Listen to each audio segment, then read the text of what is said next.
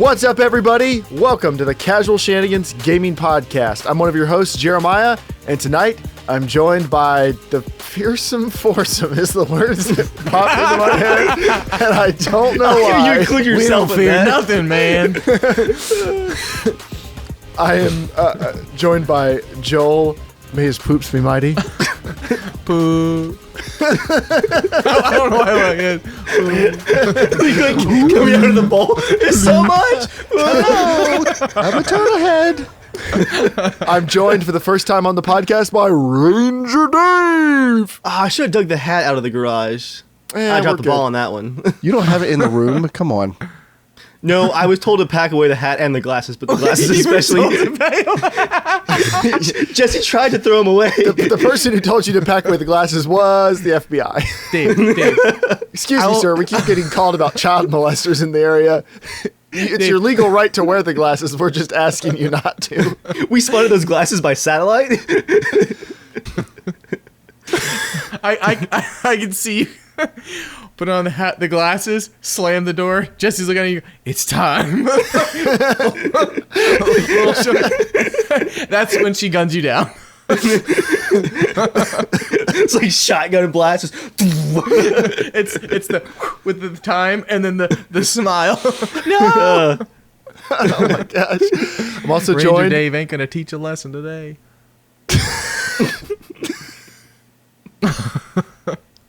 Also joined by Papa James. What's up? You immature children. All right.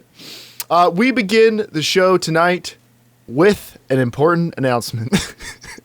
After much preamble, after a fantastic intro. Okay.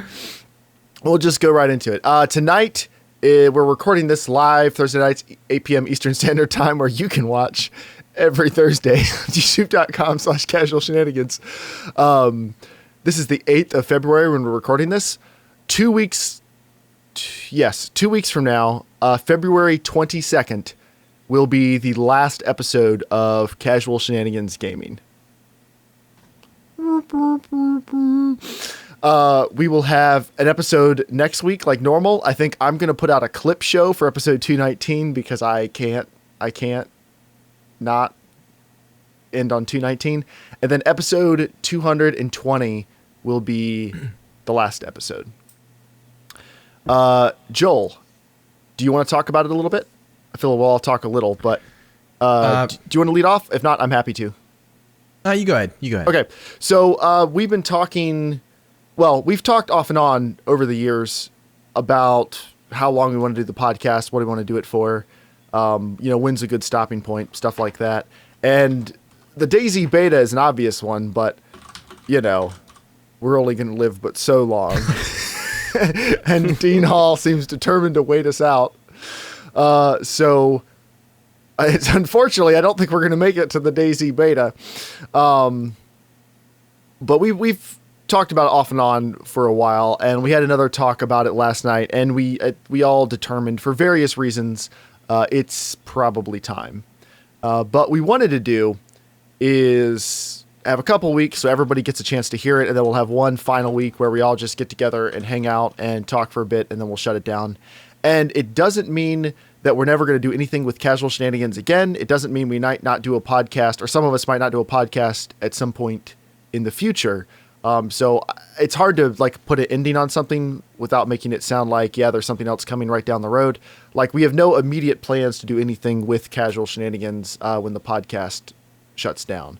But there's always the possibility we'll do something with it in the future. Of course, me and Dave's channels aren't going anywhere. Us as friends are not going anywhere. All our normal stuff we do on a regular... Jeremiah moved to town. He's stuck with us now. all the stuff we do on a regular basis, that's not going anywhere besides this, which is going away. So anyone want to chip into that? I can keep talking more, but I don't want to do all the talking here. I think, basically, the weekly podcast is ending, but I think we've already, talked about ideas for the future. And I think while we can't say where we're going to be in 5 or 6 years, we'd love to do a show about DayZ when it launches, even if we're across the country from each other at that point. We've got kids and grandkids, and I think we definitely come back for a DayZ episode. Do you think we can get Dean Hall on the show for that one? Well, we'll get his hologram. The bitter X's. The bitter X's cast. Yes, this is episode what, 217? Right? 217. It's 217? Yeah. Yeah, that's a pretty wild run, and we've been joking ever since episode 200 that everything after that is a bonus episode because, we started this podcast in December of 2012. We were trying to get it out. Got to get it out before DayZ goes into alpha, which wasn't for like another year. Originally a podcast all about DayZ and Battlefield and PC gaming, and it grew to be just about gaming in general. And we've covered some fantastic topics over the year. I think, or over the years. We've covered some really, really awesome ones, but both me and Jeremiah have our own channels that are taking off really well now, and I think we've just had a good run for the podcast, and it's just time. Yeah. Yeah, I mean, it's probably mostly because no one has sent in any love notes yet that I asked people to write for me, but, which is, thanks, guys. It's that one person who didn't get the GTA 5 key from the Christmas loot cast 2 years ago. I remembered. There's a Witcher 3 key that hasn't been claimed from 2 years ago as well. That pisses me off. It's time. Joel is a petty man. He's been held on to that as long as he can, and he just can't take it anymore. The reality is, guys, that Joel's digestive system couldn't keep up with the rigid schedule of a weekly podcast. Tracy S. in the chat asked a question about the Patreon. We're going to decide what we're going to do with the Patreon money. There's still quite a bit in there. We appreciate everybody who supports us on Patreon, so we're not going to throw the money away. I consider putting it all into crypto, but it looks like maybe that's not a good idea all of a sudden. But we'll decide what we're going to do with the money. We'll let you guys know. If you have any suggestions, feel free to leave a comment or write into us. Feel free, if you want to leave a comment or write in to casualshenanigans@gmail.com to be a part of the show, you can do that, and we might read it on the final episode or two. If you'd like to do that, please feel free. Anybody else have anything you want to talk about? James? Nope. Okay. So, yeah. That's the big announcement. The end of an era. Well, we can get all sappy on the final one, but I didn't think about it. I guess I wouldn't probably be friends with at least Joel and James if it wasn't for the podcast. DayZ a bit, but yeah. You're saying you'd be friends with DayZ? No. No. I mean, sorry. DayZ helped, but I mean, then the podcast is really what cemented. Actually, I wouldn't have met James if it wasn't for the podcast. Probably. Yeah. That's pretty crazy. And I mean, to think that's 6 years almost for the podcast. That's a wild amount of time. 6 years ago. Wow. Yeah. I just got married like a year and a half earlier. We all looked so young. Me and Dave especially had the tiny little no beards. Oh man, I found a backyard Battlefield video of me and Jeremiah in 2012 at the gun range, and we look hilarious. We look like little kids. That was that was right before we moved into the camper. Yeah. Which is just weird to think about because that doesn't feel like that's that long ago, but yeah. So, without, beating this point to death because we're going to be back, we have a couple more weeks to talk about it. Everybody we've met throughout the course of the podcast, everybody who's good actual friends of ours now because of the podcast, it's awesome that we met you guys. The Teamspeak channel is still going to be around. We're not going anywhere. Just the podcast is shutting down. So if the podcast is the main way you guys listen to us, then I guess we are going away. Sorry about that. But to all our regulars who watch me and Dave's channels and who hang out in Teamspeak and play Arma with us on a weekly basis and all those people, we're not going anywhere. All right. You guys want to hop into the next thing? Let's do it. All right, it's now time for What Are You Playing This Week? A part of the show where Jeremiah is the only person who wrote down what he's playing this week. Do we have a document for this week? Yeah, we do. Although it's called episode 2167, apparently. Can't type. Joel, me and Mark can't play Divinity Original Sin 2 right now because Justin's moving and doesn't have internet access. And we can't play without our boy. So we have bought the Dark Souls 2 Seasons Pass, and we are going to play through all the DLC. Oh, you never played the DLC for it? Oh, it's good. Maybe. Maybe. So we started up last night. There was about an hour of learning how stuff worked again so we could actually get into the same game with each other. Because, of course, the summoning system in Dark Souls 2 is when someone was like, what if we gamified just going to talk to a friend? Like, what if we made that a challenge within itself? And then designed a game mechanic around it. So about an hour, we figured everything out, got back in with each other. It's clunkier than I remember. Especially, like, I've played Dark Souls 3 pretty recently. And maybe it's because I didn't spec my character well or anything else, but I feel like Dark Souls 2 is quite a bit clunkier than Dark Souls 3. And I'm curious, have you gone to play Dark Souls 2 again since you played Dark Souls 3? I haven't played it since... No, actually I did. Yeah, I played actually a little bit. Yeah, it's a really weird feeling. Like, especially, I mean...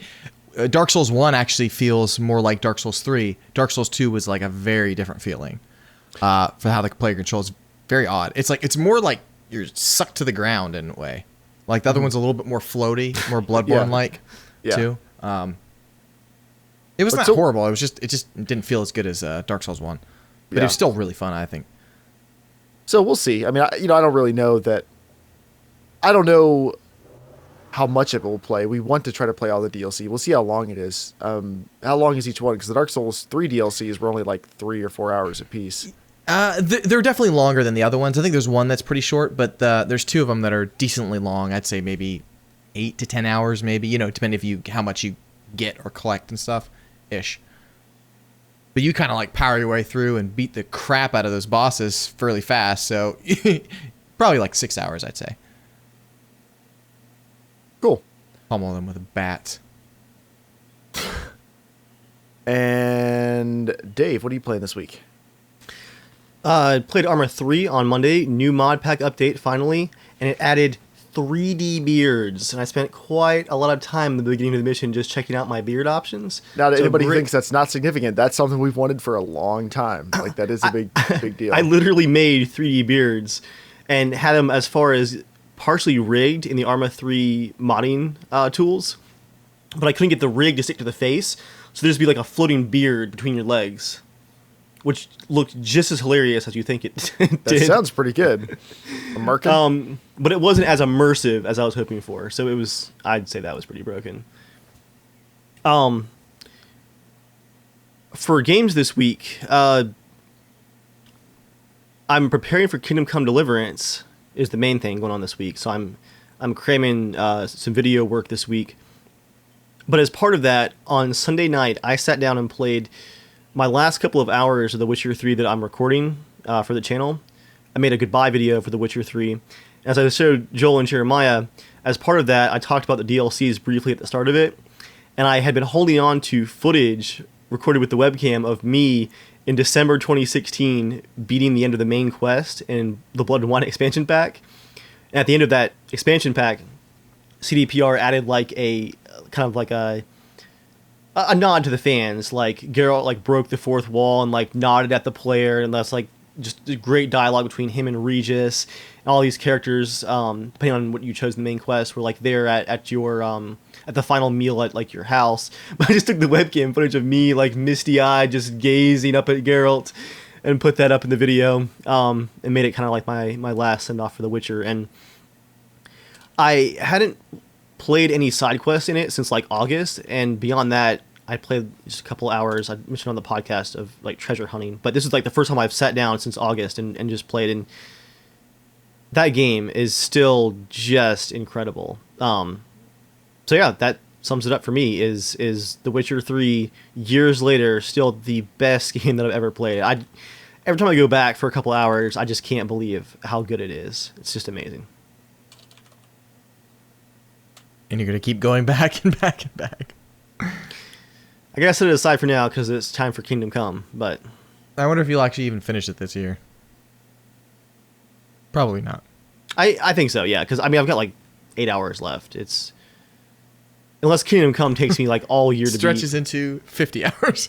Wait, you think you have 8 hours left in The Witcher 3? Yeah. Why do you think you only have 8 hours left? I've got maybe like 20 question marks in Toussaint, which are probably mostly like treasure chests and stuff like that, like monster fights. And then I've got maybe 15 question marks in Skellige, and those are like all treasure, like almost entirely all treasure. So I figure with a handful of side quests being in those question marks, it's mostly going to be treasure hunting and exploring. I think I'm going to 100% the game for like 8 or 9 more hours.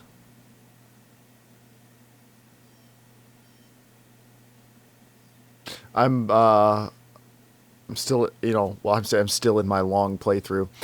Probably will be for several more years, but I'm enjoying it more this way, being real slow and gentle and immersed.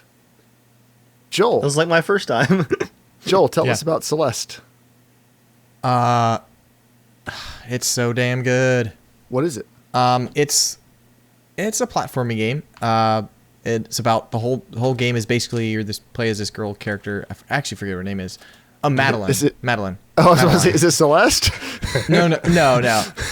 It's the area is actually called Celeste. Oh, okay. And she just basically wants to climb this mountain.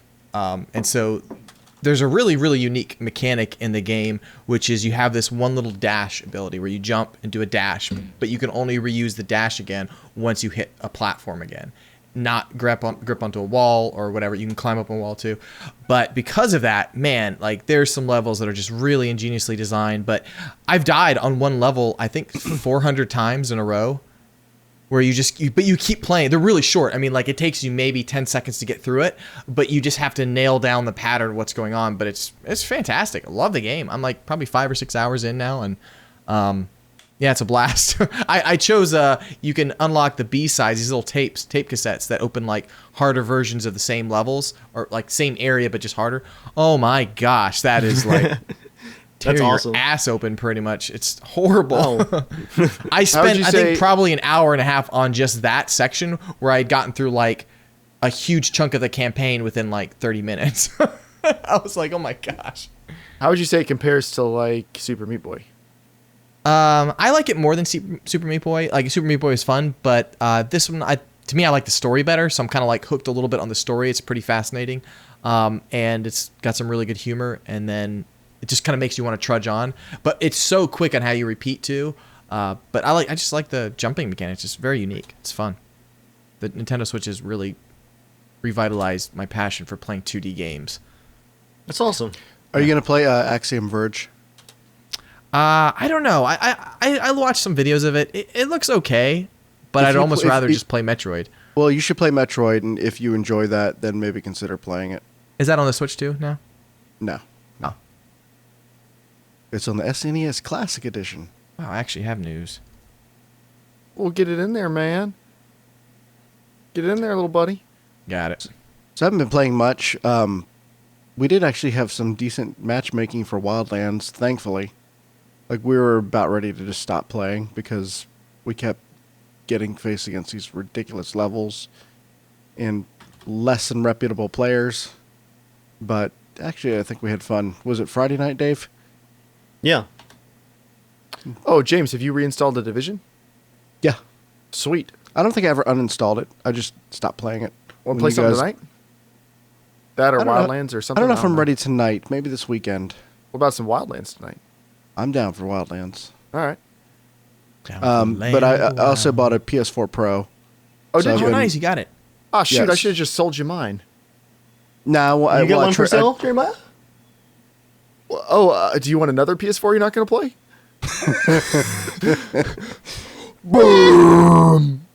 I mean, it's not a burn if it's true. Wait, hold is on a Red Dead Redemption Remastered not available on PS4? There's no Red Dead Remastered.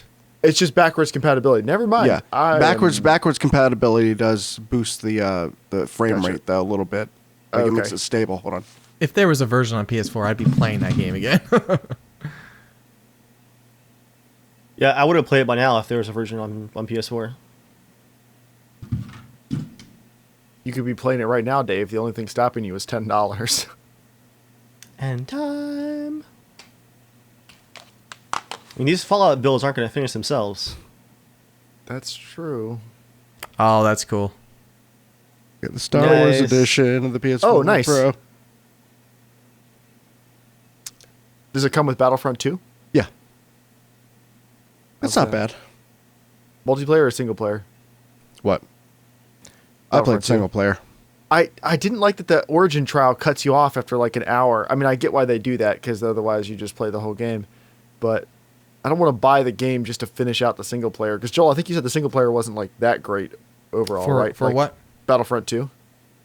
No, it was not amazing, but it was actually probably the best Star Wars campaign in a long time. It's the only campaign in a long time, I guess. Yeah, I was gonna say that's a but it was low actually bar. pretty good. It was neat how it connected to the movies. I think but the first 5 minutes was impressive. Yes, yeah, it's I fun. agree with There's that. some cool missions. I'd say it's worth playing. It's not very long. It took maybe 6-7 hours. You could red box that Yeah. It's true. and be done with it. And I rebought Final Fantasy 15. Yeah, for the PS4. Is it good? This might I be don't the know. first one See, I play I- on the PC. See, I like JRPGs. They're so, So weird. I'm used to some of the mechanics of it, but this is somewhere in between. It's like a Western JRPG. What's the I don't know weirdness, if you would like it or not, but I like the character dynamics. Like I like the four guys just kind of hanging out. Yeah, that's worked out well.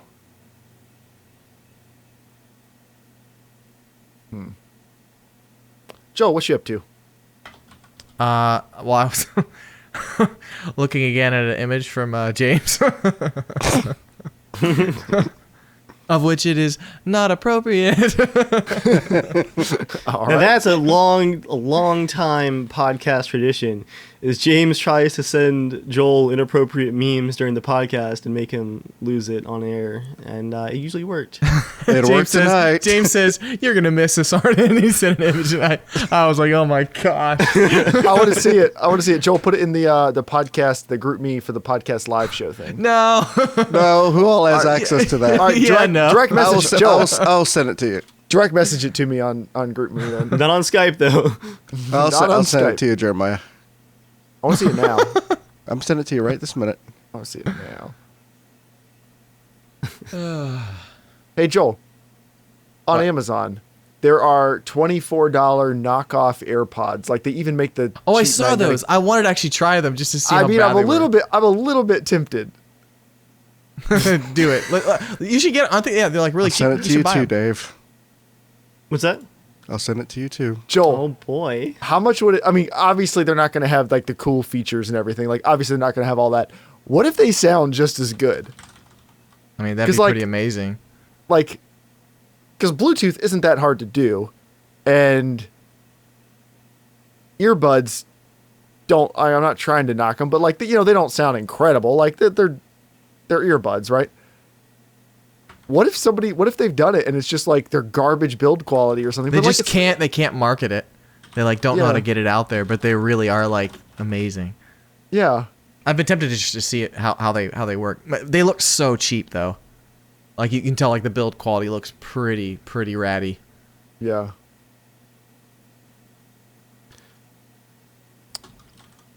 But I'm pretty stoked about getting the new MacBook though.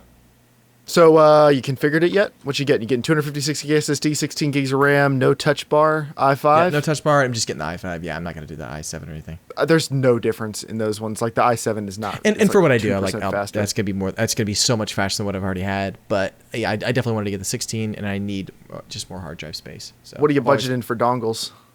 What's your dongle budget? I'll probably buy One of the a massive few like in there, third party ones. Well, there's like the big third party ones that'll give you most of the stuff you need. Like I'm trying to think of like what I would need to connect. Like I don't really connect any thumb drives. The only thing I ever use really is the SD card reader, so I might do like an SD card reader one, but there's really not much that I yeah, there's some. connect it to. So there's one you can get here that's $27. Has a HDMI port, 4K support, 2 USB 3 ports, SD, micro SD. And Yeah, I think it's got I'm charger not carrying pass-through. around any like little hubs or anything. So what do I do for work is I don't actually have any hubs or anything. I just hook into a monitor that has USB ports.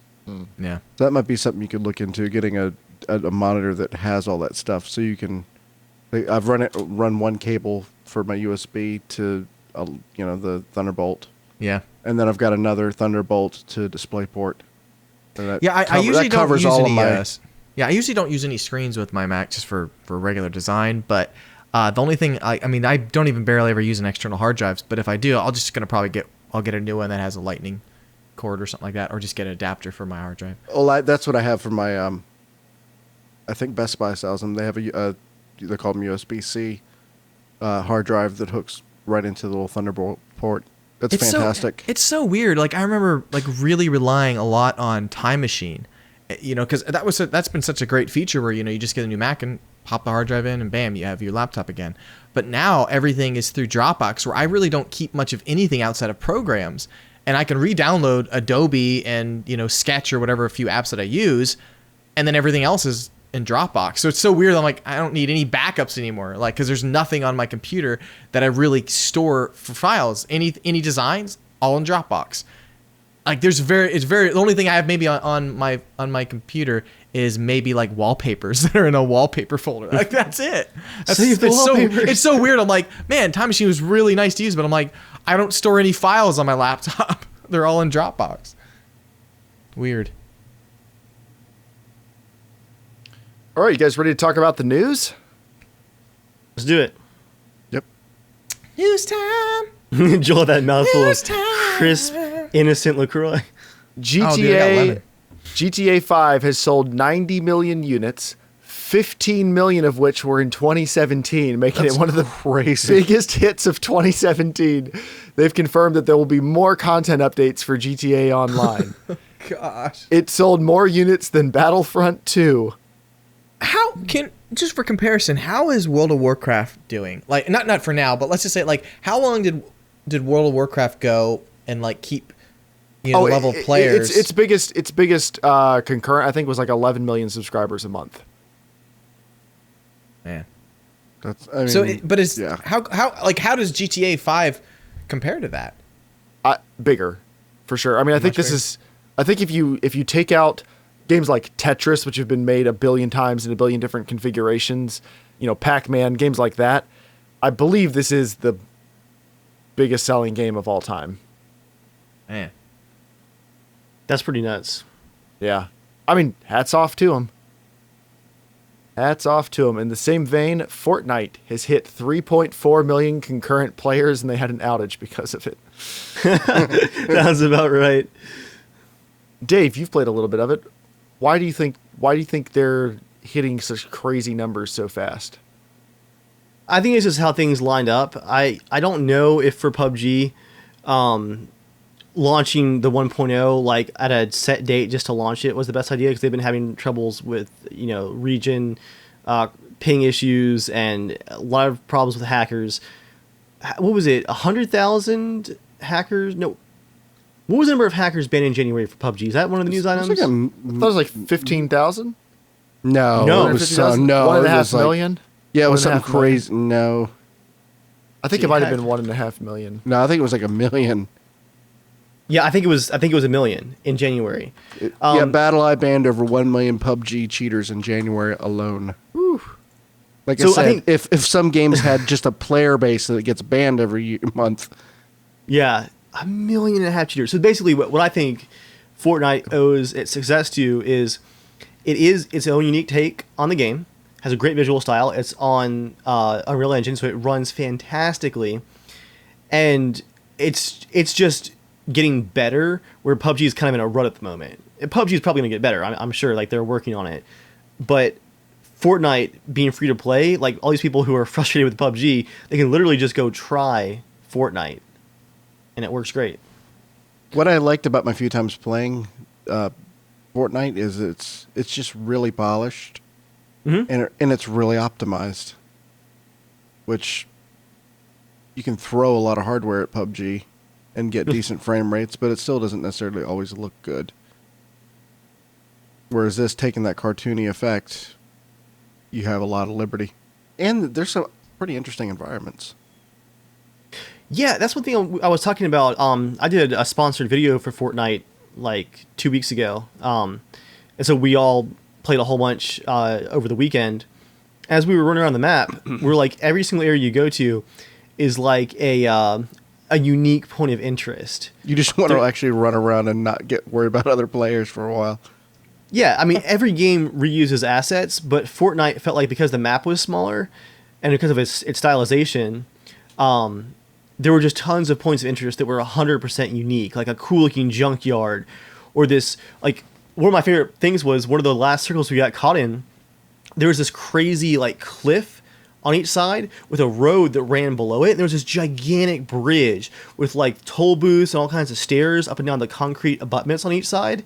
It was just like this massive canyon bridge, and the last circle ended up being there on the bridge itself. So you had teams building castles in the trees on each side of the bridge, teams below the bridge, teams in like the concrete abutments around the bridge, and people like trapped behind the cars on the bridge. Just like all the verticality, it just was like a really cool spot. And that was just a bridge. I mean, again, there's like a crazy mansion hedge maze at one point, just like in the middle of this forest. You come up on a hedge maze with a tower in the middle. Just all kinds of cool stuff. The map design is really unique. And they're going free to play with the Save the World or whatever it's called in the near future, correct? Save the world? What's the PvE called? I'm not sure if it's going free to play. Have they announced that yet?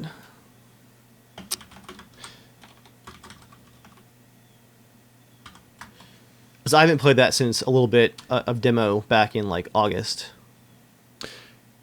Something that nobody asked for. Coming out on the PlayStation 4, Egress is a role-playing battle royale with intense, hardcore, Souls-like combat system. Is that ticking all of the check boxes? Battle royale, Souls-like combat. Those are the two things people like. Any game that's trying to have hard combat has to liken it to Dark Souls. And any multiplayer mode right now has to be like, well, obviously it's going to be battle royale because that's all anyone wants to play. Speaking of which, side news from Vostok Games, the studio that was making Servarium, which was supposed to be like the Stalker MMO, which is crawling in development. Like it looks good, and I know they're working hard on it, but it has been a long time. And they just, I think, released the first open world part like just in the last 6 months, finally. Well, they announced that there's going to be a battle royale game from their studio set at Chernobyl, and so I guarantee you, it's going to be like what happened with Epic Games and Fortnite. They're going to release this battle royale game in early access. They're going to reuse all the assets from Servarium. They're going to make a ton of money off of it and abandon Servarium. And then, I mean, who's to say if it's ever even going to be finished, the battle royale game. Thank you, H1Z1, for laying the groundwork for all of that. Yeah. Like, I feel like battle royale, for any game that didn't like come from a studio that was set up to make a battle royale game, any battle royale game that was introduced by a studio making other games is like executing all the other games to become the number one for that studio, just because of the amount of interest out there for it. And I'm getting so burned out on the genre already. I enjoyed playing Fortnite, but I think Joel and I played one game of Battlegrounds recently, and that's like my first game in like a month and a half. Like one night. I'm getting burned out, I think, on the concept. Why are you so burned out? I just wonder. It's so weird because it's like, to me, I find it like it's such a. I mean, like I love like Wildlands is really awesome. Yeah. I just haven't had much time to really play it, and then you guys do have kind of a decent solid 4 when you guys play. So there's not, it's hard. Well, to we did. Then Dan sometimes, bought Tarkov. Now all he does is he pays money for extra inventory space. Yeah, I mean, like to me, I think it's such a fantastic mode for future games. Like I think for Battlefield, if done right, not in the same way where there's bombs in the middle or something like that, but just the idea of corralling, because I think a lot of games nowadays, like not like they used to, people don't communicate anymore in games. They just don't. It's funny because we have such easier access to voice chat, but people just don't. It's very, very rare. You either have to come in with your own team, and that team is going to dominate the shit out of the other team if they have communication. So you either get none, or you get kind of, or people, it's harsh. It's very non-existent, I think. Anywhere you play, no matter like consoles, it's always on. PC, it's not usually always on. You have to find a channel or make it work.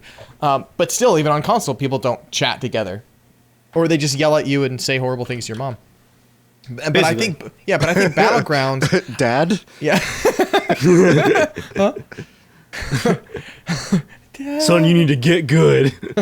But I think the concept is really good and it works well because it whittles down and it brings people together to make that final moment really epic where you know where people are going to be, and it comes down to skill, where you're going to be, gun control and everything. And I think that's what's really good. And I think that idea, I think people just giving battle royale battle. I'm like, I don't understand where you burned out. Like, it's quick oversaturation. If you don't like battlegrounds, well, it is. That's the problem. It's huge. It's but not. that's the It's same not as first person shooters though. Like just yeah, but that was a massive thing. But when death matches came out and every game started having, I'm sure it was the same way. Where it's just like, oh boy, they added a deathmatch mode that but now years later, it's standard, a common mode. Well, I think it is because we haven't had anything new for since 95. You know what I mean? Like seriously, we have. I'm saying when it comes to a legit brand new type of multiplayer, Battlegrounds is very, very new. I thought you were saying Battlegrounds wasn't. I was like, what are we just talking about? No, you know what I mean? You know what I mean? It's been usually shoot this person. There's objectives for PvP. For PvP, maybe. I think that's a bit of a stretch since '95. I think gaming's come such a long way since then. I'm talking about multiplayer. Just talking about multiplayer. No, I know. I'd say even if multiplayer, even if it's still a bunch of death matches, I'd say modern deathmatch is so different from the '90s. I don't think that's really comparable. But I get what you're saying. No, not really. Used to be all arena. I grew up on playing Quake and Doom, and you run around arena and you shoot people. Call of Duty is it's really not much different. It's a little bit larger, and you have I'm saying you have objectives, Call of and you have Duty vehicles and physics and stuff. But Battlefield's pretty different. You still running. Depends on the mode. Yeah. There's modes that are just similar with their flavor on it, and I think. Yeah, I think even Conquest and Battlefield feels completely different from a Call of Duty deathmatch, which is why I don't really enjoy Call of Duty, and that's why I play Battlefield. I think to me it feels very different. Yeah. But the same way DayZ was incredibly different. That's never been done before at the time, or at least in that level, maybe someone attempted it in some 2D thing, but I'm just saying, and that's incredibly different. And that's why it was so exciting. So I think but when DayZ came out, and look at the saturation that exploded, and actually nobody did it well. At least they're doing Battle Royale decently.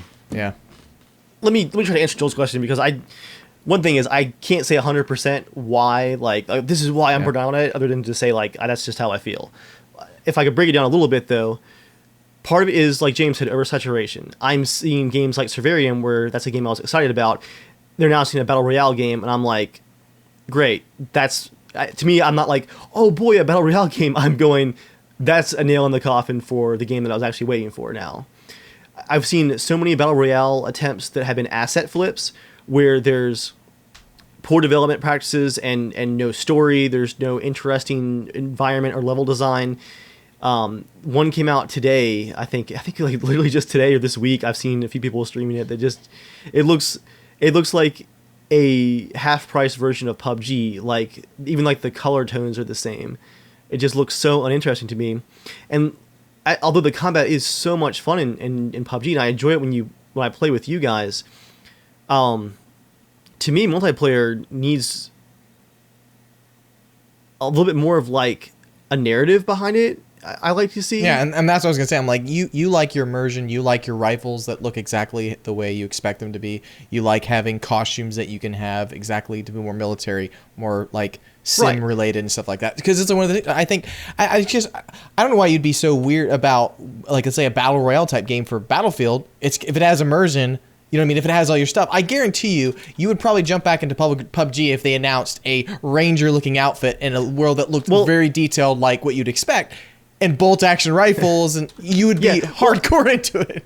I would try, but here's my last thing. I think this actually was probably the closest reason why I'm getting burned out on it, is because Battle Royale games are 100% competitive. Battlefield is competitive for some people, but for a lot of people, it's just a big sandbox. And so when I play Battlefield, you have the occasional people who slide everywhere trying to, try hard, and they slide around every corner and they AD, and, they're playing it competitively just on their own in 64 players. But a lot of people are just playing and they're just running around, and there's part of just a big grand experience. PUBG being 100% maximum octane competitive all the time, the circle keeps the energy high the whole time. It's always about the competition, and you've got, you have to have your inventory. You have to know how to drive the inventory right. You have to know how to do your quick switching right. In Fortnite, you have to know how to do your building right. Everyone's bunny hopping constantly. It's all competitive. Where I feel in Battlefield, because there's more going on and it's just a bigger experience, it's just less competitive, and it's less about you have to be 100% on the ball all the time. In certain modes, there's also the modes where it's basically everybody pile onto one location in the middle and grenade spam. Yeah. Like That's interesting. That I would say, Dave, you've changed in many years, because this is something I think you would say the complete opposite like 5 years ago, where it needs to be competitive. It needs to have where you have that edge. But I think, you obviously like vehicles and you like planes and all that kind of stuff. And I think, again, history and that kind of thing really connects to you. But it's interesting. It's in a way, I wish you would play it more often a little bit to get more into it, to enjoy more of that really skill part. Because like when we play, it's like, it's not like constant hardcore the whole time. We choose if we wanted to have more of a hardcore match and run the whole time, or do we want to get geared up and find a good thing. But I don't know. I feel like, because you really like that, because it really does come down to skill. Because like to me, it's like I don't play Battlefield because it's like, yeah, you can be skillful in it, but it's so annoying because you barely feel like you're doing anything. You walk you just 10 run and feet, die. get shot. Yeah, you get shot. But where I always wish I could have Battlefield's graphics and gameplay in a much, much more slower, competitive feel, where you're like, okay, we got to flank over here, we got to put our guns on this, ridge, but it's like everyone just runs in because you can respawn like 1,000 times. So I like that in Battlegrounds, where you can have that intensity where everything matters what you do. But I mean, I understand that. It just seems like you would say something different 5 years ago. I disagree with that on Battlegrounds, in that I don't feel like everything I do matters. I feel like the last 5 minutes of what I do matters, and the other 30 minutes of it is just running around, getting a little more gear, running around, getting a little more gear, running around, getting a little more gear. There are things I appreciate. I appreciate that I'm already squatted up with people. I appreciate that there's guaranteed action that will happen. Yeah. But, for me, I'm looking around, changing stuff just for one fight, maybe, or two fights. Gotcha. Yeah, well, apparently they're working on actually trying to get the level up to 200 people.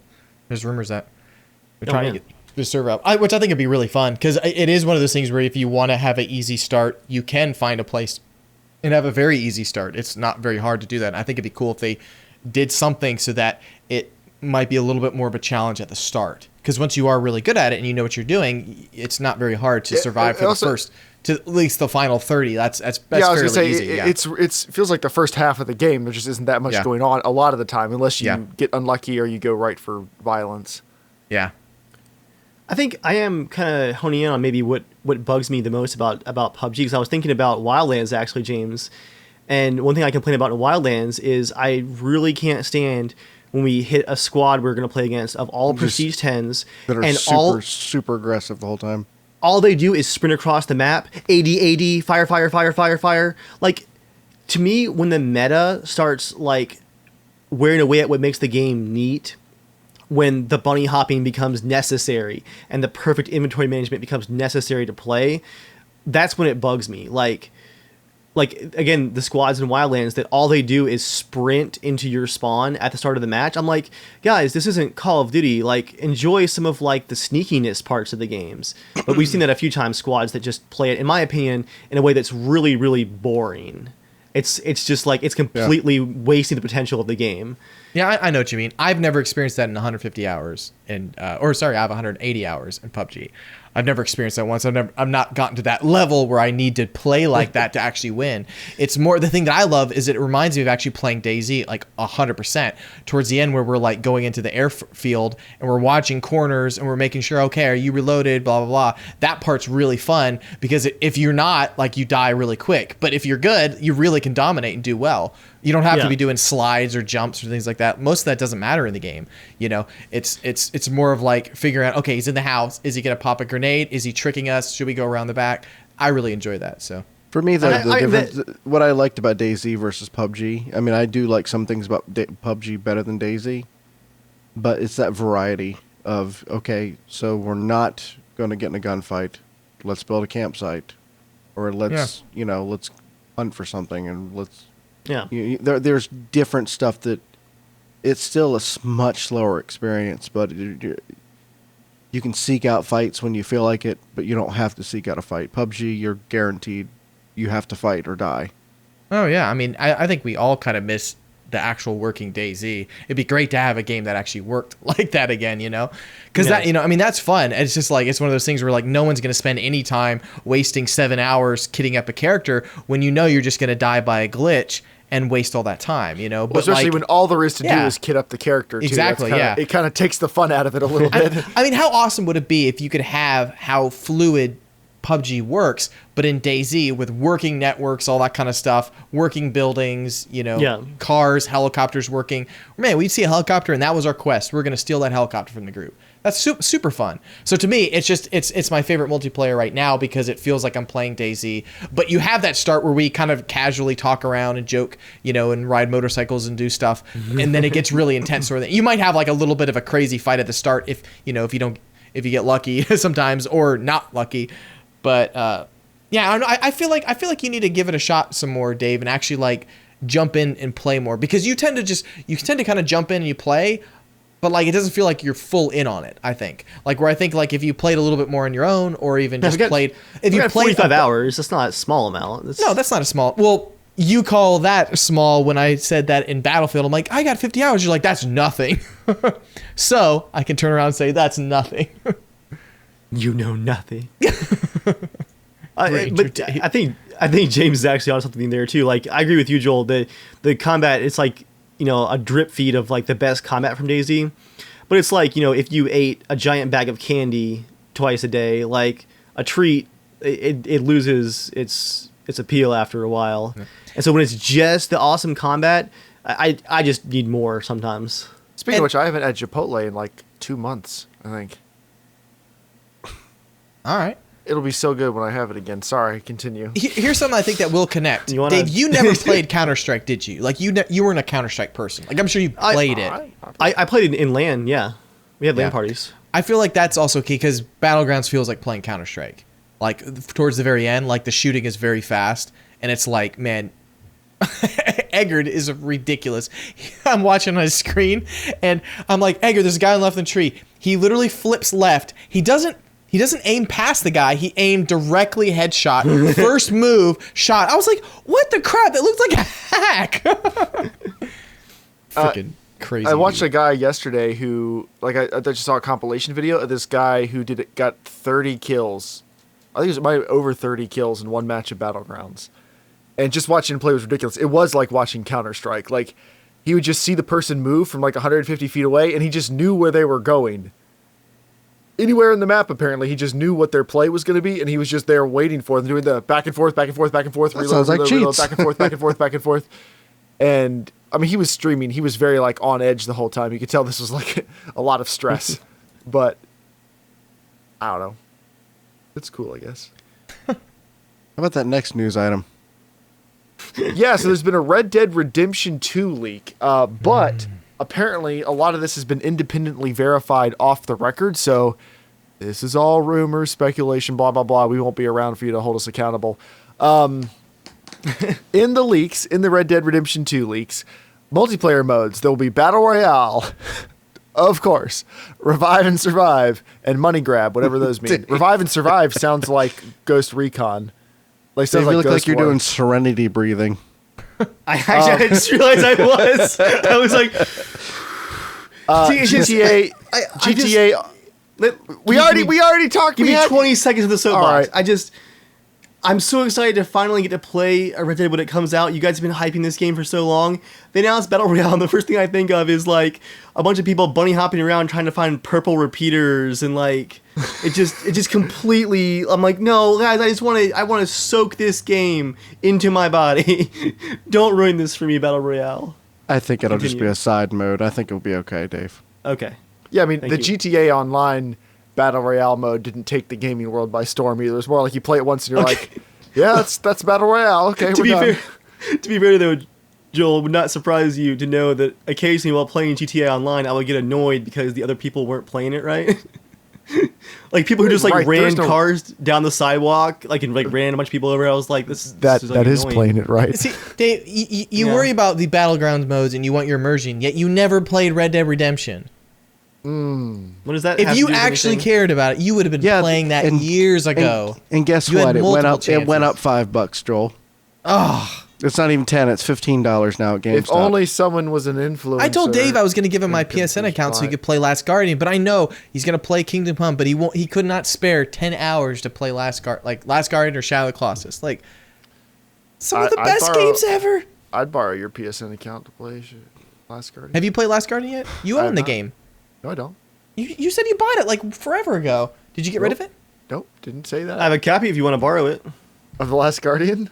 Yeah, I thought. Yeah. I seriously thought you had. No. John has it. I think I got it from him or something like that. He does? Yeah, I don't know if it's. I can't remember if it's on disc or not or whatever. But ask him if he still has it. Okay. Dude, that's so good. Like, man, those are some games just like shouldn't miss because they're not long. They're just experience games. Dave, I have an idea. Why don't you borrow the Xbox, buy the game, beat it in 1 week, and take it back for the return period? Ooh, beat the system. But I just want to see Joel go home a champion in Gwent is what I want to see. I will never shoot a Ranger Day video again. Look at Joel's little face. See, Joel, I'd gamble the trophy on making it a Ranger Dave 2, but I know you don't have time to fill Ranger Dave 2 through 100. Sorry, I didn't want to laugh, Joel, but And that's why I'm leaving. You dick. Got him. But yeah, they mentioned a lot of other stuff that was pretty cool. That wasn't Yeah, just the Battle Like, Royale. apartments like GTA Online return in the form of camping tents. There'll be a companion app that launches along the game, which there was for GTA 5, and no one really used it. Main campaign and multiplayer are fully playable in first person. And you'll be excited able for to go that. fishing. And that, speaking of the fishing. But anything else in there that you guys saw that you thought was particularly noteworthy? I'm excited about having the side missions and stuff. I hope that's the one thing that Red Dead could have done more of, is had more side missions. See, I remember feeling like it was really long, but a lot of other people remember that differently, so maybe that's just me. I think it felt longer because distances were just so far, like locations were so far apart, and you're doing a lot of empty riding, which I think Dave's going to enjoy. Just riding in the open plains. Dave, James, the amount of times when they added the hotkey in Witcher to just you hit the home button and the whole UI just turns off, the amount of times that I would slow walk Roach down a road and just tap that home button and just ride silently for like 5 minutes. This is why I know you're going to love the original Red Dead, because the graphics are clearly dated, but there are times you're just riding like, man, I would love to just be doing this in real my life. heart will see past the graphics. Dave, this part you can lasso people with like physics and stuff like that, and like drag them behind a horse, like catching bandits and stuff like that. This game they talked about, so you can own tents. Jeremiah, Dude, I'm ready for all did you see that. the part that their stores are gonna leave food out like during the day, but then they'll pack it back in? I'm like, oh man, this is gonna be so like what they had for online last time, Dave. Me and James somehow made that game bend to our will for multiplayer. We got wagons and played Orchid Trail going around. It was so awesome because you'd run into bandits, and then sometimes if you'd kill certain online people, you'd get flagged as kind of like a really bad bandit or whatever, and they could come and get you like you're a wanted person, right? Dude, but it was great because the first you start out with like just a donkey and it's like really slow, and you have to like level it up to get like a horse or whatever, get money to get a horse. Oh, dude, it is so much finding that fun. wagon, though, that was fun, going through the little canyon. And then me and James played it years later Oh, where we God. get in and there's people flying around. It was like, what? It's so bad. You remember I just sat there? I don't know what I was doing, but I Yeah, was just you like were leveling up. I was like, oh, I'll enjoy this glitch. Dave, do not pass on this game. Just play it. Joel, I'm not the one preventing me from playing it. I'm saying I Red Dead told you Redemption to 2. You beat him at Gwent. Now you got to beat him at a shooting match. That's true. If you I can know beat better. me at a shooting match, I'm pretty sure that Joel is what they used for reference in the original Red Dead. He is the red eye. Oh, man. I trained John Wick. So Joel, I really want to know about this last item because I hadn't heard about this.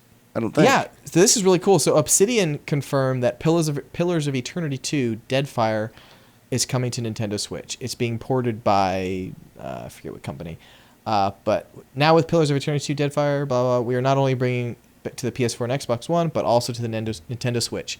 Sold day one. Sold. That's a really good Yeah. Can I borrow your franchise. Switch? Can I try your Switch? What do you want to play?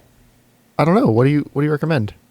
I don't want to play stupid Zelda. Mario Happy Music mini game compilation things. Like I'd want to play something real. I mean, so Mario Odyssey or no? Like you're not really into Mario. I'm not really into Mario. But you're not really into Zelda either, and that's kind of. I've never played a Zelda game though. That's the thing. You might like Zelda. I don't know. It might almost be a little bit too open world for you. Like it almost too Skyrim. Will this for be the you. way I actually beat Doom? Until your save game corrupts on the Switch, and then you're really screwed. I mean, yeah, you could try Zelda. I mean, you could see if that kind of clicks. I mean, I'm trying the games that I have right now. I mean, other than Golf Story, Golf Story is one of those games I think if you could get in 3 hours, I think you'd enjoy it. But I just don't see it clicking with you. You are not getting but- past that threshold. Yeah, no, I don't think so. I think Zelda might be the only one that you could probably connect with. All right. Is Zelda better than Assassin's Creed Origins? Yeah, definitely. Is it better than? I guess it depends because it's like I mean you kind of and this is not a dig or anything. It's just more you play no, go for games. it. I'm saying you play games with like you tend to use bats and weapons and kind of brute force. You like playing as the brawler. That's totally fine. Yeah. This game, Zelda, like you can do the main campaign and that's fine. If you just play the main campaign, which I think would maybe take you 30 hours, I think probably to do the whole thing. I think you would enjoy it, but like. Well, there's a lot of just exploration and puzzles. There's a lot of parts where you're just climbing up a mountain and then it starts raining and you can't climb it because you'll slip down. So you just have to like just stay there or find a cove, build a fire, wait for the morning, or just chill there or do something else and wait around. Like there's a lot of like just atmospheric, exploring and just chilling. But everything is just so polished and well done. It's really fun. But it's one of those things where I don't know. I can't picture you wanted to go back to a town like the Gerudo town and fetch a sword for somebody and hear their funny Nintendo kind of dialogue and then just enjoy that. Yeah. I'm not gonna do that. But yeah, I don't think that's for you as well. So it's sad because I think they're fantastic games. The music's cool. Like you don't really like puzzles, do you? Either. There's a lot of puzzles in it. Lots of puzzle dungeons. Lots of puzzle dungeons. Yeah. You just like smacking the door open and going to the next part. You You know don't what I like mean? to use your brain, do you? Doom is a really good game. Yeah. I know Yeah. Doom is. I'm trying. No, I think I know you well enough that I don't think that's for you. Like I think Shadow of the Colossus you would really love. I Played it? I played it in 2005. Okay, cool, sweet.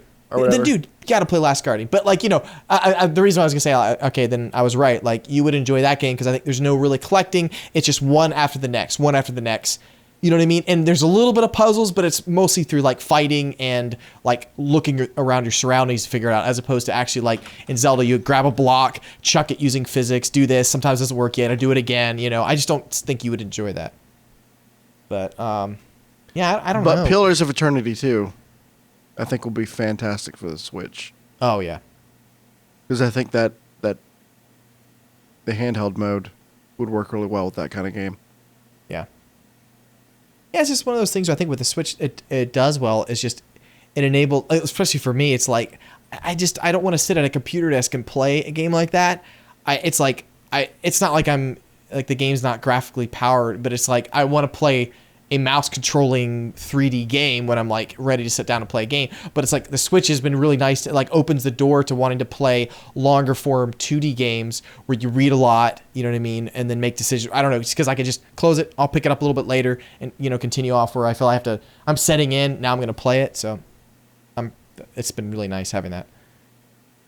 Wonder what other game. I think you'd enjoy actually Celeste a little bit. That's Really? pretty. Well, actually, wait. Yeah, No, he you doesn't like you 2D hated platformers. Shovel Knight. Never mind. You screw that. I didn't hate Shovel Knight. You're being a You little didn't strong enjoy here. your time. Yeah, I didn't yeah. want to keep playing it, but it was Yeah, yeah. perfectly fine when I played it. Yeah. Like I'm not So you would enjoy it, I guess. I'm not a completely uncoordinated.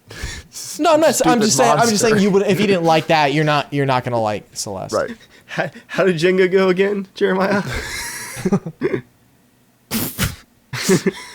Like it's both hands too. Like your supporting hand like tries to stop the other hand, and both just go right through the tower. The Hyperkin Duke wired controller for the Xbox One is now available for pre-order. $70. You want to pre-order the Duke? I kind of want to get one. Dude, Why? that's going to be an awesome controller. Because like right now, here, let me grab a. So here's my old trusty Xbox 360 controller I've been using for the past 10 years or so. But like it's so little, like I can use the other sticks while I'm holding it, and just like it's just like Yeah, but we shouldn't be enabling monsters. I don't want that to be an accepted part of culture. Yeah. But even the regular Xbox One, it's just little. Like the sticks feel like dinky, The original Xbox One controller. and Like it's just so they're just so. Xbox One, not Xbox the One. original Xbox. Yeah, the PS4 one's a little bit better, but it's also the sticks are in kind of a weird place where my thumbs have to like crinkle up like that, or I lay my knuckles on top of it like this, is what I normally do. I Joel, don't do you have know. the Pro controller? The Switch? No. I actually yet. really like it. I bought two. It's, It's really well laid out. I really want to get it because I hear it basically you never have to recharge it. Dude, the batteries on that thing are insane. But I have two pairs of the Switch, the controllers. What are they called? Yeah, yeah. Yeah, we've been Joy-Cons. playing Prison Escape. No, Escapists too. That's what it's called. But it's like a prison escape game. It's top down 2D. It's really really fun. But Dave, there's one where you're like on this old train, like a old Western train, and you have a certain amount of time to escape it. It's pretty fun. But you can craft like shivs or ropes to climb up on top of the train to go over, knock like the guards out. It's pretty awesome. Yeah. Can you now? John came over and played, and we weren't actually trying to escape. We were just enjoying prison life. We were just going to lunch, eating food. There's like fights and brawls in the mess hall, and then of course there's shower time. That was fun. Then of course there's shower time. Like there's literally a side quest where me, someone my asks you to like cause a distraction in the shower so guy can get away with something. And so I was like, all right, I like punched a guard. He pulled out a gun, just immediately blew me away. And little his context says, maybe I was a little bit harsh on him, but he forced me to do it.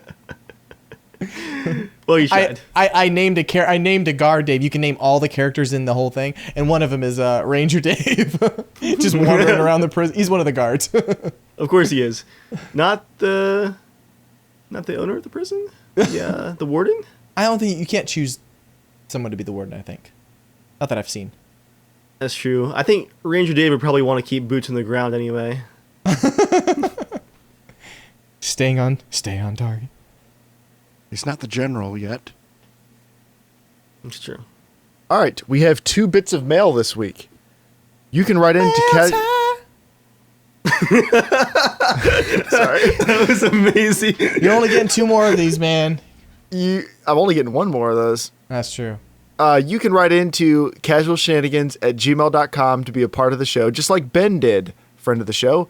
Ben says, "Hey guys, it's Ben from Movie Spoiler Alerts, your best source for 5-minute movie summaries." He said, "Shameless plug, I do have a real comment." On last week's podcast, this is a couple weeks late, I'm sorry for not reading it earlier, you guys talked about the topic of hackers being arrested in China and going after the coders behind the hacks as opposed to just the hackers themselves. The thought that came into my mind, though, was at what point is the studio themselves culpable? Take something like the Equifax hack. Obviously, no one is thrilled with the hackers. There's a certain degree of anger and frustration with a company like Equifax due to their arrogance and ignorance of proper security and protecting users' data. A lot of people were asking for Equifax to be held responsible for the loss of the data. In all honesty, they got off pretty scot-free, but the point is that to a degree, they certainly were to blame. So, to what degree are studios responsible for the hackers being able to circumvent their code? Is it just that these studios may need to beef up their security better than they have in the past? Sorry, James, you want to hop in? If you go ahead and read the rest. I Okay. don't know.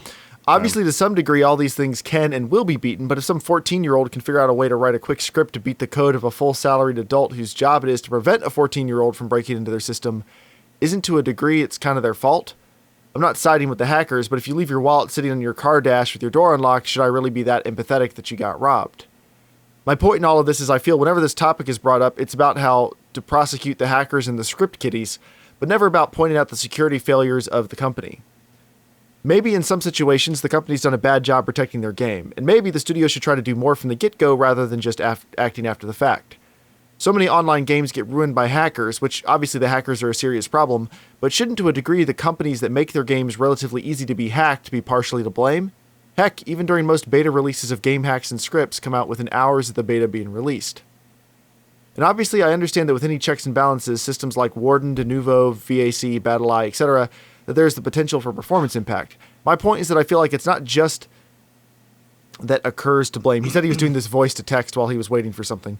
It's studios cutting corners and not taking the time to actually make quality products. And maybe I'm the only person who thinks that, so I'm curious to hear what you guys think. Is it we're always the hackers just going to win, so we need to make sure that they're heavily punished to try to deter future hackers and scripters? Where did the studios need to start having a stronger approach with their security? Or is security just a never-ending issue that will always wax and wane between people penetrating in and people being pushed out? Love the podcast. Ben from Movie Spoiler Alerts, your best source for 5-minute movie summaries. So what do you think, James? I think he is the only person who thinks that, and we should move on to the next piece of mail. Really? No. Yeah, I'm surprised we haven't seen more class action lawsuits against game developers of people who spend money and get games that are just broken, and the developers never fix like server issues or fix performance issues. I could see some cases where, I mean, I don't think it's hard to say there's any criminal. You can't really go the criminal route against a company like anybody unless they're doing something purposely stealing your information. But I could see a class action lawsuit for financial loss or not fulfilling promises as a studio. And of course, there is always we're not going to buy your game anymore. People are going to stop playing it. But I do think that there are some cases where it is the studio's responsibility to protect its players, and if you're going to go in the business of making games, you take on that responsibility. I think that's only true to a certain point, though. I think with software, there's no such thing as like 100% security. And especially when there's money involved, like, modern hacks, a lot of these things are like subscription based. There's like financial encouragement for these people to spend a lot of time and try to break these games in whatever way possible and then profit from it. I think that's the difference. Is it's not like for most games, I don't think the door is just wide open. I think it's been the case for some games maybe where the developers definitely played a part in not securing their code like they should have. I think a lot of the times is there's just so much, there's so many reasons to make money making these hacks that at some point the game is going to be broken into, which is why I think especially the people that are writing these hacks and making a bunch of money off of it, like legal repercussions, like that's absolutely, I think, a smart thing to go for. Right, but the difference between what you're saying and what I was implying was I think there's a difference between trying to build a game with security built in, with good security, and just building a game because you can build a game and you can make quick money, and then leaving your game with trash code, not doing anything about it. Now, PUBG has pretty bad code, but they're at least trying to remove the cheaters. So in their case, I wouldn't necessarily hold them accountable because they are attempting to rectify the situation. There are plenty of games out there that put their game out and as soon as it's out, abandon it because they've made all the money they want to make, and then it just becomes a hack fest and people just stop playing because of that. Yeah, I agree. All right, next bit of mail is from Brian. Brian writes in and says, "Hey guys, I discovered your podcast not long ago on the magical episode 200, in fact. Well, Brian, we have some bad news. You got a big backlog to go listen to, buddy. He says, since then, I pass the time at work Tuesday mornings listening to you guys. I enjoy your content. Sometimes I agree, sometimes I disagree, but until now, I haven't felt the need to write in. I share your despise of pay to win and loot crates, but I feel that the premise of the argument that gaming companies need to make more money is flawed. The first game I can remember paying $60 for is Dishonored, which released in 2012. I should note I only play on PC. I remember this vividly as I fully completed Dishonored in under 20 hours, and while the game was pretty and the setting was interesting, I felt that I did not get the value back from the game. Inflation from 2012 to 2018 is virtually flat, and so inflation can't really be blamed for the cost of developing the game. Likewise, for most people in America, wages have not increased much, if at all, since 2007, which means that $60 still feels like a lot of money. I'm going to say something controversial here, and that is if developers need to rebalance cost-profit margins, the first thing they should do is pull back on the graphics. Many people don't even have the equipment to play 4K graphics, and I would wager that the vast majority of gamers' rigs out there play games on low settings to get by. Why dump huge sums of money and time into pushing graphics to a point that only 40 to 20% of your customer base can actually reach? I'm going to cut into his note right there. I think what we've seen with DayZ and a bunch of other games, I don't think the art is what's making a lot of games that expensive. I think the art departments have several years to work on things, so they try to push it as far as they can. But I think a lot of the mechanics that go into a game is what ends up costing the most when it comes to coders and time and everything else. I could be wrong, but that's the impression I've always gotten. I think you're on the right track there, yeah. Yeah. But then going back to Brian's email, he says, one of the great things about PC gaming is the active indie developers. I've barely seen a loot box this year because my most played games were Battle Brothers, Darkest Dungeon, Divinity 2, Path of Exile, with some returns to Fallout and Witcher 3. Despite having, compared to AAA games, subpar graphics, their gameplay and storytelling are far superior to the silliness churned out by many of the big developers. Speaking to which, a justification for increasing monetization is the longer duration of patching and content adding compared to older games where there would be a couple patches and that was it. I cannot disagree more. The need for longer periods of patching and content addition in today's game is directly related to the fact that they're released early, full of bugs and underdeveloped, or content is added as a band-aid to draw in players after a bad launch created a lot of negativity around the title. I also want to cut in to say, you're not wrong, Brian, but games are also way more complex than they used to be. They're a lot more expensive to make than they used to be, and they take longer to make. So at some point, you do have to release the game and patch stuff later and hope that it's a good enough game that it sells bugs and all. Like, I work in software development to a degree, and I can't tell you how many times we want to fix absolutely everything, but at some point it's like playing whack-a-mole. Like, you have to pick a cutoff point where you're like, all the critical issues have been taken care of. It is usable. We'll have to fix everything else afterwards. Because most things, you just can't wait that long enough. Like, it doesn't make good financial sense for most companies to wait until they've fixed absolutely everything. Like, it'd be great if that was financially viable, but it isn't. I think the one thing that would be very helpful, which I think they should be doing, though, is they decided to put the scope at making super realistic visuals. You don't need that at all. Not at all. I mean, obviously, PUBG shows, Fortnite shows, tons of games that come out all the time show that you don't need that. And I think, yeah, that costs a lot more to make a game like that, but I don't think you need to. So I think what's frustrating is seeing these games continually every single year come out, be horribly optimized, don't run, break like crazy first, 3 or 4 weeks. I mean, Just Cause 3, I stopped playing because it literally went down to 15 FPS. So I haven't tried it now. Maybe they fixed it by now, but I was having fun. Then I stopped because it literally was unplayable for me. Well, now you got a PS4 Pro. Shouldn't What? you see some? Now that you got the PS4 Pro, It was on the PS4 Pro. Oh, Yeah, that's what I'm saying. It worked really good. All of a sudden, this big patch came, and it was chugging. You saw it when we were at the beach. It was terrible. But to me, I say, you know what, guys? You guys try to bite off too much. Drop it back a little bit. But back. Joel, I say that we thought- talked about this in the last podcast. They do that because we pay for it. Yeah, I mean, that's an unfortunate dilemma. yeah. But Joel, I don't think graphics are the problem, though. No, I don't think it is. But I'm saying, it eats into development time. I mean, if you weren't spending as much time working on that, But- you could probably spend more time on testing. Well, no, but that's not the same people aren't doing both of those. Like a graphics artist is not doing the I know testing that, for other but, parts but I'm of the saying game. you still have to wait a certain amount of time to get certain elements in. Yeah, at some point, graphics do make a huge difference in it. You know what I mean? So I'm if you were going to make a 2D game, or let's say you're going to make a simple Ocarina of Time now, exactly how it looks. No, it's not going to take as much time. I think a lot of people are confusing correlation with causation. like a lot of games that have simpler art styles are also simpler games.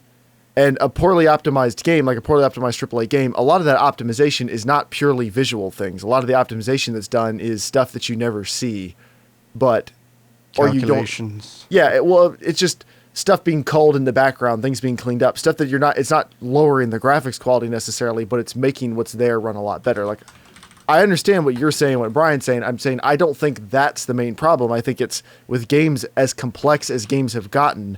It just takes way more time to make them, and they can't wait long enough to fix everything. They have to put them out to try to make money. Like, I mean, I game get studios, some of that though, but game like studios close down all the time. Like, a lot of them aren't making enough money. Yeah, Activision made $4 billion off microtransactions last year. Like, people are being very successful. There's a lot of money to be made, but some people are making a ton of money. Everybody's not making tons of money. Most people are trying to get by. I think there should be a balance though, because when I was playing Battlefield with Dave one night, it was kind of freaking out. I was laughing because I was like, I played Battlefield Vietnam, right? No, it did not have particle effects and the same thing, but that game had helicopters that you could drive vehicles into this thing and actually fly a Jeep and land it across, and you're playing a huge game and had jets and everything, So I'm like, when I think of Battlefield 4, yeah, I mean, I'm not saying it's only the graphics, but I'm saying there is a level of complexity that I think if they decided to strip some of that back, it would give them a little bit more leeway or more money to invest in the time to go, hey, let's make sure the net code's done rather than paying an extra couple $1 million for the graphics artist or whatever it is for, I think it'd be nice to see people kind of tone it back a little bit. Because I think, you look at a game like Zelda, I mean, like, the art style is not incredible, it's not like a mind-blowing thing, but it's a really beautiful game. It'd be cool to see, like, just strip it back a little bit, because even playing Battlefront, like the amount of particles going everywhere. I was telling Dave, I was like, I kind of miss some of the older games because you could just see where you're supposed to go, like everything's moving. Yeah, sometimes. It's kind of like it's almost like being realistic, but not being a game. Yeah. If I can give you a comparison, Fallout 4 could have stripped back some of its buildings and just oversaturation. Like, to me, New Vegas was the perfect. It ran well. It ran better than Fallout 3, but it had enough. When I played Fallout 4, I think one of the things that lost me was I think they just. I know they're building a city, but they just tried to cram so much into the game that none of it actually played super, super well. And if they had scaled back a little bit of the city, scaled back some of the crafting, I think it would have been a lot more solid of a game. And probably cost less.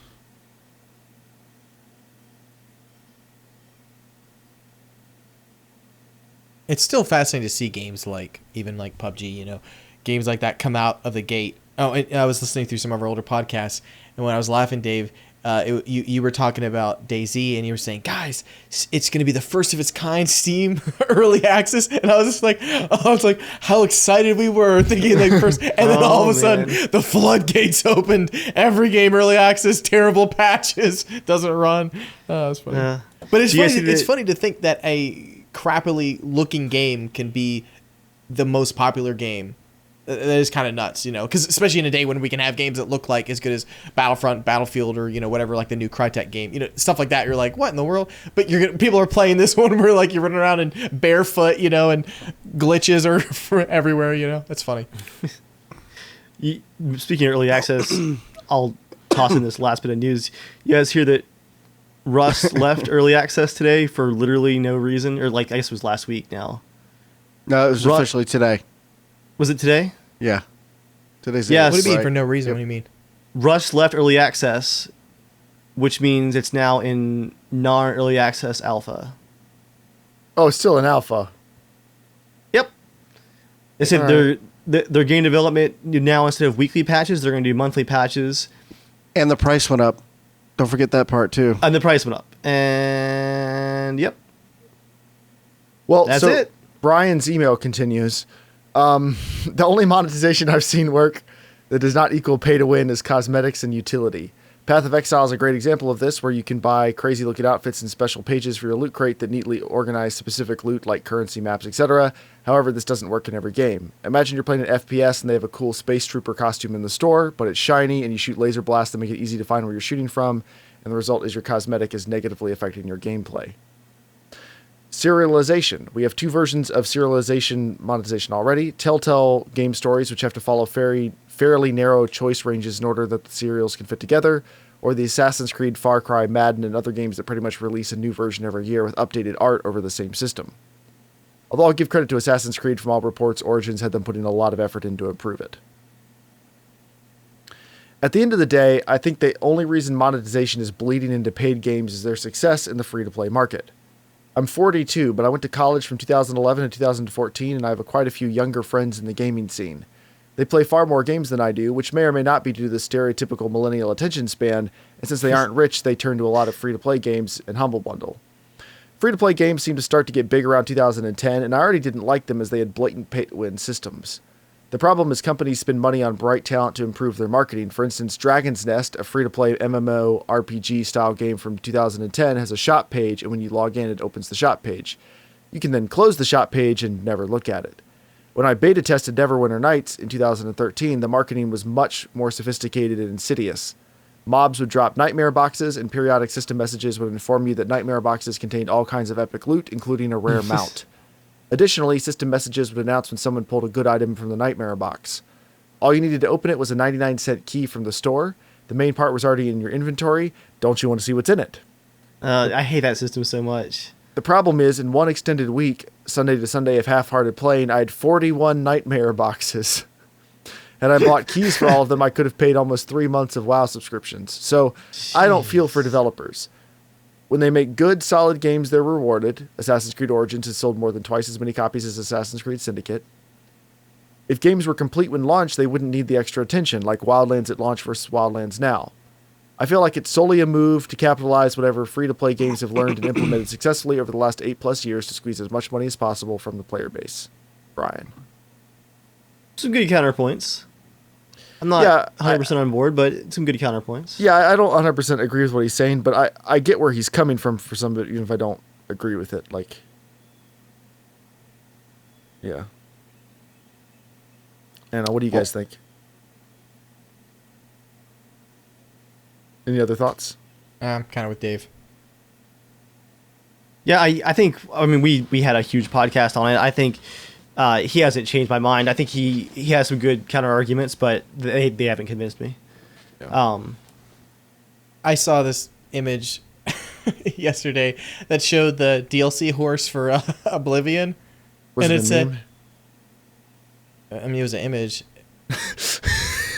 He doesn't want to say it. No, it was Joel, just, it was an image. Wait, Joel, hold on. Was it a May? And was it dank? I don't know. I don't know if what it was. Anyways, it was just an image and it had some facts to it. And it was just basically saying, it showed Oblivion 2005 and it said, we're angry paying $3 for this DLC. And then it says just 2017 and it showed like, man, it's only $20 for like some sweet cosmetic packs. I'm like, oh gosh. Where have we gone? Joel, I love how far you went to avoid using the word meme. It was an image that had some facts on it. It's like the most old man way of saying, oh man. That was good. I was telling Jeremiah today, like, Bethesda gets a lot of crap for horse armor, but you guys remember you could buy the expansion packs for The Sims on store shelves that were just like furniture packs, like the early 2000s. It would be like themed The Sims content packs. Oh yeah. I remember. I played a bunch of that back in the day. That was years before Oblivion. I guess for horse armor, it was the first all digital, like something's been kind of cut off the game and you just have to hit the button to get it. Someone wrote it May. Oh, I hate that word. It doesn't roll off the tongue. To me it bites May? the tongue. Yeah. May is a good word, Joel. Got ya. I don't like it. All right, well if it's doing that to you, I wouldn't like it either. I don't know. It's just like I'd rather it be slay or something like so. It sounds like Slay? What? Slay. What? Slay? I don't know. Is it a May? I mean, I guess I see what you're saying. It doesn't roll off the tongue either. Slice May. May just sounds like just lightly patting someone's cheek, like May. Like It's Joel. It's supposed to sound goofy. That's not how you say the word. Oh. Yeah, the word is meme. It's a joke about how, like, I think it was like the news one time mispronounced it as, like, they pronounced it as May May. I heard a girl in Target mispronounce it. Who was in Oh, her really? 20s. It was in her 20s. She called it a May May. Like, wait, is that what it's called? She said. I was like, oh my god. No excuse. Mayonnaise. Yeah, it slips off the tongue. It does not roll off. Kind of jumps to its death off the tongue.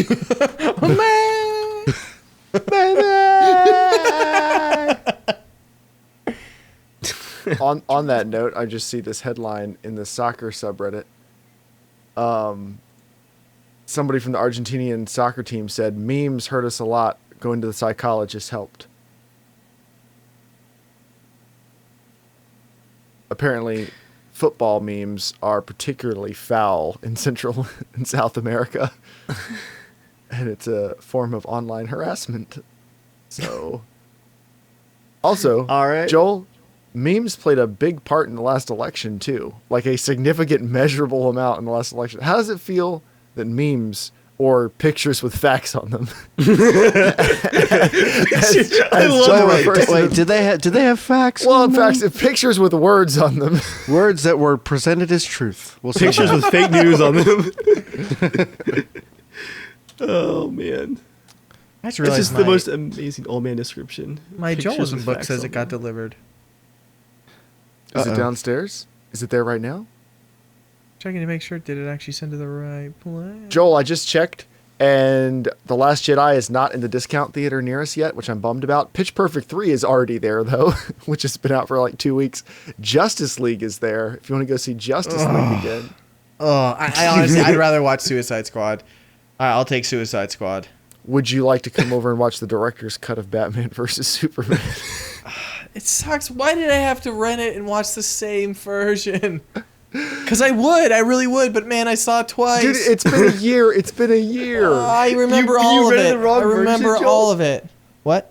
You rented the wrong version? I forgot about this. Yeah, I meant to rent the... Okay, I clicked on extended version, but what it did is it took me to a page on the Apple TV, like, whatever space, that allowed you to choose the extended or the regular version, like, or, you know, like, the bonus, like, collector, whatever. And I just clicked really fast. I didn't think it was going to take me to that page, and I went right in. Didn't know the difference, and I'm watching, and the best part is, since I forgot a few scenes, I assumed it was the extended version. I'm like, I guess that was a little bit longer. I'm like, I kind of still remember seeing that bat symbol on the wall on that dude, but I'm like, maybe it's new. And towards the end, I'm like, wait a second here. I looked over, I'm like, damn it. That's amazing. Do we have any comments of the week? I don't think we do. All right. I mean, does anybody... I have no comments of the week because nobody comments on my non-content. I had one this morning that made me laugh because, you know, we had the rebrand for the channel this week. And I got a comment this morning on the Witcher video. I didn't think, you know, I hadn't done a Witcher video in like 6 months. It's been since the last one. So it was a new icon in the corner of the thumbnail, a new channel name, new Twitter accounts, new Facebook accounts. I bulk changed all the description links. It's the first Witcher video in 6 months, so if you haven't been around, you know, 7 months ago, you don't know I do any Witcher content. Someone posted to go, "This is pretty cool, but I'm just trying to figure out what this is and how I got in my subscription box." he's like, I don't know where I am. What's a Ranger Dave? Where did he come from? Basically, he had no idea what channel it was, what video it was, or why it was there. He's like, I'm just real confused. There you have it. All right, everybody. Well, thank you for coming out and being part of the show. Like I said, there's 2 more weeks of podcasts, but there'll be 3 more podcasts total. So the 22nd, if you want to come out for the live stream, the 22nd is going to be the last episode of Casual Shenanigans Gaming. But for now, thank you for coming out. You can tweet at casualshenanigans, write in at casualshenanigans@gmail.com if you want to be a part of the show for the last few episodes. And until next time, stay casual.